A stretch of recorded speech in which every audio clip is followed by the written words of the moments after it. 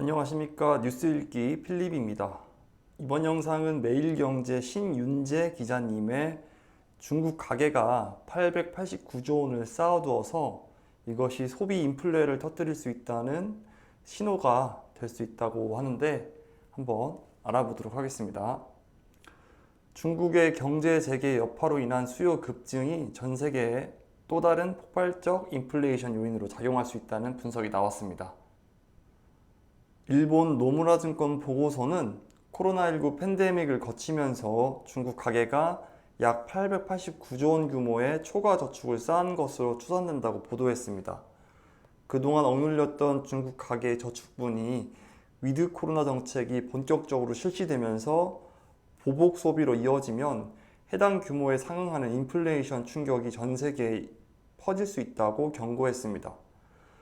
블룸버그에 따르면 팬데믹 동안 중국은 미국 등 다른 국가와 달리 이동 봉쇄로 인한 피해 구제를 위해서 국민에게 직접 보조금을 지급하지 않았습니다. 우리나라도 몇십만 원씩 국민 1인당 보조금을 지급했는데 중국은 그러지 않았다는 거죠. 가계를 지원하는 대신 중국은 기업 지원을 선호했습니다. 이에 대해 블룸버그는 수십 년간 공급 측면에 초점을 맞춰온 중국은 고용주로 하여금 사회 안정과 발전에 기여하도록 했습니다.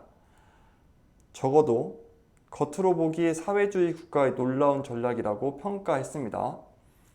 또 미국에서는 정부 지원으로 수천만 명이 빈곤에서 벗어났지만 2조 달러 이상의 잉여 가계 저축이 생기면서 인플레이션 압력으로 작용했던 상황이 중국에서는 없을 것으로 보는 시각도 있다고 소개했습니다. 그러나 노무라 증권이 중국의 은행 계좌와 소득 데이터를 조사한 결과 중국 가계에 7,200달러가 넘는 초과 저축이 축적된 것으로 나타났습니다. 중국 가계는 앞서 언급해드린 것처럼 실업 지원과 보조금 혜택 등이 주어지지 않았습니다.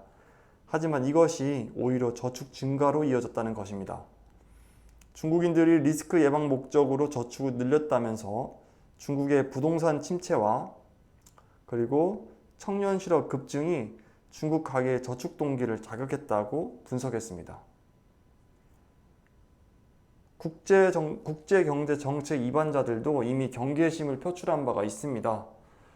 크리스틴 리가르드 유럽 중앙은행 총재는 더 강한 중국발 수요는 환영할 일이라면서도 중국의 경제 재개가 우리 중 많은 이들에게 인플레이션 압력을 가할 것이라고 말했습니다. 지난해 미국은 연준의 가장 공격적인 통화 긴축 지속에도 불구하고 일정 부분 저축 과잉 덕분에 소비자 지출 수준이 유지되었습니다. 이에 반해서 중국의 경제 재개는 중국 인민은행이 긴축 완화 모드에 들어간 시기와 겹칩니다.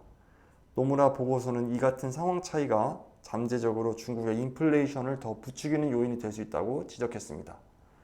이상으로 매일경제 신윤재 기자님의 중국 가계저축 889조 원 소비 인플레이션을 유발할까 관한 기사 공유해 드렸습니다.